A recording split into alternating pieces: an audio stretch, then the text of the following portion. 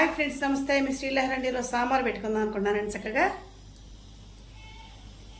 సాంబార్ కాసిన ములక్కాయ ముక్కలు, కాసిన బెండకాయ ముక్కలు, కాసిన ఉల్లిపాయ ముక్కలు, మరింత కరివేపాకు, ఎండుమిరపకాయలు, కాసిన టమాటా ముక్కలు, కాసిన ఆలుగడ్డ ముక్కలు, కాసిన పచ్చిమిరపకాయలు, 2 అల్లం ముక్కలు, 1 వెల్లిపాయ, దానికి సరిపడా పప్పు.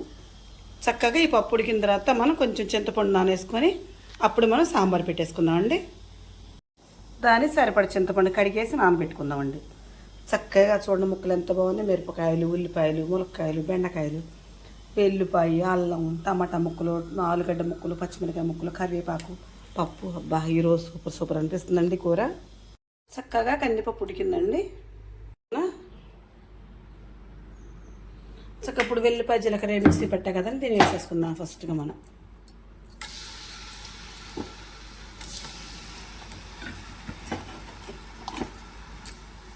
ఇప్పుడు కాస్త ఎండుమిరపకాయలు వేసుకుందామండి. తర్వాత కాస్తంత కరివేపాకు. ఇప్పుడు ఎల్లిపాయలు, జీలకర్ర, అల్లం చక్కగా మిక్సీ పట్టి వేసుకుంటానండి. కమ్మటి వాసన వస్తుంది సాంబార్. అందుకని ముందుగా నేను తాలింపులోనే వేసేసుకుంటానండి ఈ విధంగా.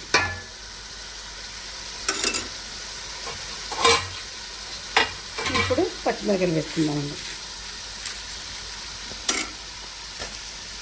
కారం కొంచెం వేసుకొని చెప్పి మరిన్ని పచ్చిమిరపకాయలు పోస్తానండి.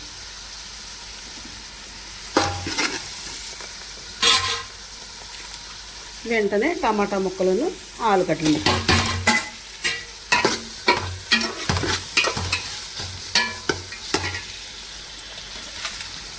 తర్వాత వచ్చేసి ఉల్లిపాయలు, బెండకాయలు, మిరపకాయలు మొత్తం వేస్తానండి.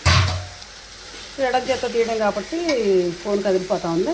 ఇప్పుడు ఫోన్ పక్కన పెట్టి మనం క్లాత్ పెట్టి ముక్కలు మొత్తం కలిగి తీసుకున్న తర్వాత అప్పుడు మనం చూపిస్తాము. సాంబార్కి కావాల్సి పసుపు, కారం, గల్లుప్పు, చింతపండు రసం, మెత్తగా ఉడికిన కందిపప్పు, అన్ని ముక్కలు మంచిగా మగ్గాలండి. ఇప్పుడు ఇవి కొన్ని ముక్కలు మగ్గుతున్నాయి కదా, ఇప్పుడు పసుపు, ఉప్పు, కారం వేసేసుకుందామండి. ఫస్ట్గా గల్లుప్పు వేసేస్తానండి. తర్వాత వచ్చేసి పసుపు, తర్వాత వచ్చేసి కారం. ఈ 3గా ముక్కలు కలిసేటట్టుగా మనం ఇచ్చేయాలి. ఫస్ట్ ఇప్పుడు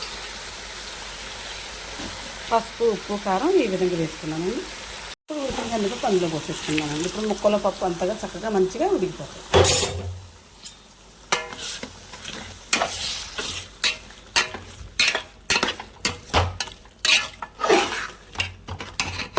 ఇదిగోండి, ఈ విధంగా చక్కగా ముక్కలు అన్నీగా పప్పుతో ఉడికిపోయినాయండి. ఇప్పుడు చింతపండు పులుసు పోసేసుకుంటున్నానండి. అదిగోండి, ఈ విధంగా చక్కగా 4 రకాల కూరగాయ ముక్కలతో సాంబార్ పెట్టాయి ఈరోజు. టమాటాలు, ములక్కాయలు, బెండకాయలు, పచ్చిమిరకాయలు, ఉల్లిపాయలు, అల్లం, వెల్లుల్లి, జీలకర్ర, పసుపు, ఉప్పు, కారం, చింతపండు వీటితో నేను సాంబార్ చేసుకున్నానండి. ఇప్పుడు కొంచెం దీంట్లో సాంబార్ పొడును, ధనియాల పొడి వేసేస్తానండి. చక్కగా కమ్మటి వాసన వస్తుంది. నేనైతే సాంబార్ ఈ విధంగా పెట్టుకుంటానండి. నేను చేసే విధానం మీకు నచ్చితే నాకు ఒక లైక్ ఇవ్వండి. Please subscribe.